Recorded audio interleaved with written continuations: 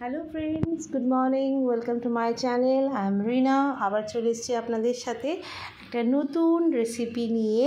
আশা করি আপনারা সবাই খুব ভালো আছেন, সুস্থ আছেন।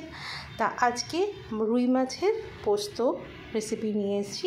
দেখতেই পাচ্ছেন, আগে মাছগুলোকে ভালো করে ভেজে নিয়েছি। নুন হলুদটা আমি আগেই মেখে রেখেছি, সেটা ভিডিওটা নেওয়া হয়নি, এর জন্য অনেক সরি। তা এবার মাছগুলোকে ভেজে নিলাম সব একসাথে। দেখুন, মাছগুলোকে এপিট ওপিট করে সুন্দর করে ভেজে নেওয়া হচ্ছে। ভেজে নেওয়ার পর সব মাছগুলোকে বেশি কড়া না, হালকা লাল লাল করে ভেজে নিতে হবে। দেখতেই পাচ্ছেন, আমি ভেজে নিচ্ছি মাছগুলোকে এদিক ওদিক করে। ভেজে নেওয়ার পর এবার মাছগুলোকে একটা একটা করে তুলে নিতে হবে।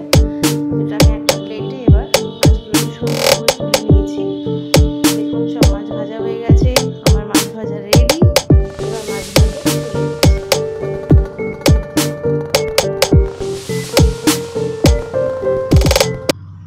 মাছগুলোকে এবার তুলে নিলাম। এবার কড়াই দিয়ে দিলাম একটুখানি কালো জিরে ফোড়ন। ওই তেলেই আমি আবার মাছ ভাজার তেলেই আমি কালো জিরে ফোড়ন দিলাম। এতে পোস্ত বাটা, এক কোয়া রসুন দিয়েছি আমি, আদা বাটা দিয়ে, পেঁয়াজ বাটা দিয়ে ভালো করে এবার এটাকে মশলাটাকে কষতে দিতে হবে। তার মধ্যে আমি অ্যাড করছি সামান্য হলুদ দিয়ে আবার সেটাকে মেশাতে হবে। এরপর আমি অ্যাড করব নুন দিয়ে এবার ভালো করে মিক্স করতে হবে, নাড়িয়ে চাড়িয়ে ভালো করে কষাতে হবে যাতে কাঁচা হলুদের গন্ধটা না হয়। এবার আমি একটু Kashmiri red chilli powder add করলাম, যাতে দেখতে রঙটা সুন্দর হয় আর দেখতেও ভালো লাগে। এবার সবগুলোকে ভালো করে নাড়িয়ে চাড়িয়ে আপনাকে ভাজতে হবে, যেটা আমি ভাজছি অলরেডি। এবার ভাজার পর দেখুন তেল ছাড়ছে কড়াই থেকে। এবার সামান্য একটু জিরে গুঁড়ো, ধনে গুঁড়ো দিয়ে দিলাম। দেওয়ার পর আমি এটাকে আবার কষাতে দেখছেন কড়াই থেকে মশলা ছেড়ে যাচ্ছে, দেখতেই পাচ্ছেন আপনারা। এবার আমি অ্যাড করলাম জল দিয়ে, সামান্য অল্প জল দেবো আগে, তাকে মশলাটাকে ফুটতে দিতে হবে। সামান্য জল দিয়ে তারপরে যখন এটা একটু গ্রেভি টাইপের হয়ে গেছে দেখুন, এবার আমরা আরেকটু জল দেব। জল দিয়ে তারপরে মাছগুলোকে আমরা দিয়ে দেবো। যখন দেখছেন কড়াইতে একটা ফুট হচ্ছে, এবার জল দিয়ে দিলাম, দিয়ে সেটা এবার ঝোলটাকে একটু ফুটতে দিতে হবে।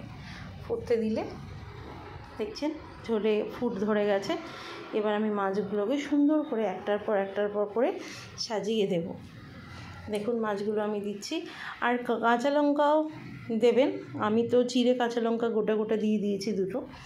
তা আপনাদের অ্যাকর্ডিং টু, কারণ আমি যখন পোস্ত বেটেছিলাম ওর সাথেই আমি লঙ্কা বেটে নিয়েছিলাম, তারপরেও আমি দুটো লঙ্কা দিয়েছি।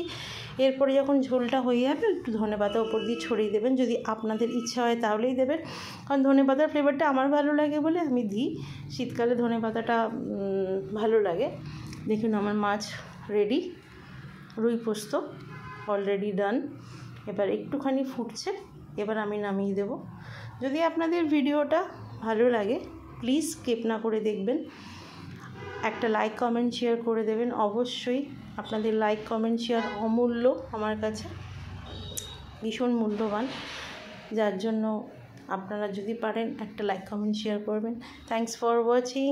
আমার ভিডিওটা দেখার জন্য অশেষ ধন্যবাদ। Thank you.